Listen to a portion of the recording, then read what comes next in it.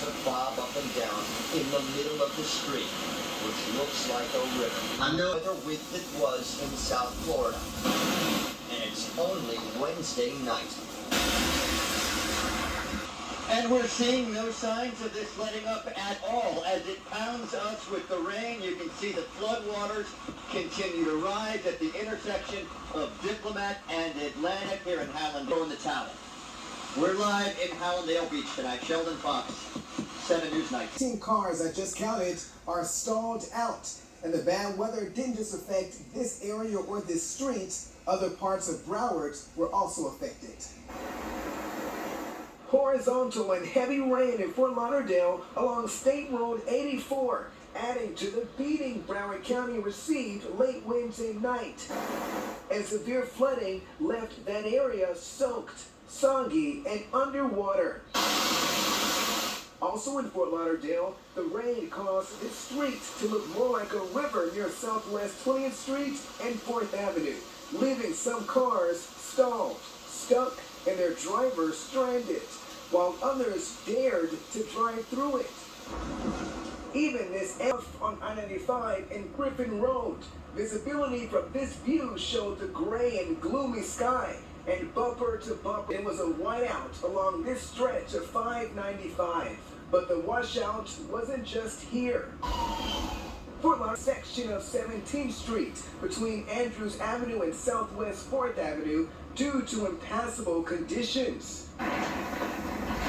And it was a downpour in Dania Beach too. Intense street flooding also leaving cars stalled near Bryan Road and South Bering Street and forcing roads to be shut down near Southwest 4th Avenue and Sterling Road.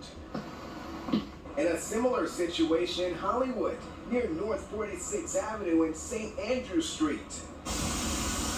Sunrise got soaked too. Parts of Sawgrass Mills Mall and its parking deck was underwater, as well as this neighborhood near Northwest 117th Lane and West Oakland Park Boulevard. Ponding and street flooding was also an issue in this area of Cooper City near Sterling Road. And in this neighborhood along Island Drive in Miramar. Watch your screen, you're looking at Broward Boulevard and Andrews Avenue, and you can see what a washout caused there too. You're seeing car after car stuck because of that flooding. As you can see, back out live, you're seeing again of that street flooding. So officials are urging you to use your best judgment when driving in these conditions. We're now reporting live in Fort Lauderdale tonight. Franklin White, 7 News 19. Shutting down operations at Fort Lauderdale Hollywood International Airport. The 19's Nicole Ensalada spoke with some frustrated passengers. Well, about 4 hours into this situation here at FLL, and the rain is still coming down. The traffic still here in the parking garages, barely moving. I've seen it flood, but it's never been this bad. Bad enough that an elderly man had to be pulled from his flooded car outside Fort Lauderdale Hollywood International Airport. His rescuers struggling to walk in waist-deep water. Water pouring onto the northbound Federal Highway entrance to the airport, paralyzing traffic going in. I was supposed to leave. It was 7:25, but then I got a message about an hour ago, it's leaving an hour later. And not an inch of movement going out. Around 5:40, the airport shut down. Officials asking people not to come to the airport or to leave. Water flooding the tarmac. And everybody's phones was blaring off. And I'm from Ireland, I've never seen a tornado before and I've never experienced it like that, so I was panicking. I was afraid that the plane would blow away. But off the plane, it wasn't any better. In fact, it was likely worse. The rain relentless, flooding lower levels of a parking garage. It's really scary. And the flooding on surrounding roadways and on airport property led to hours-long gridlock, trapping drivers in their cars. There were no public announcements. Yeah. So that's the thing that's frustrating. We would have just stayed in the terminal if we'd known. I had this pull on the side.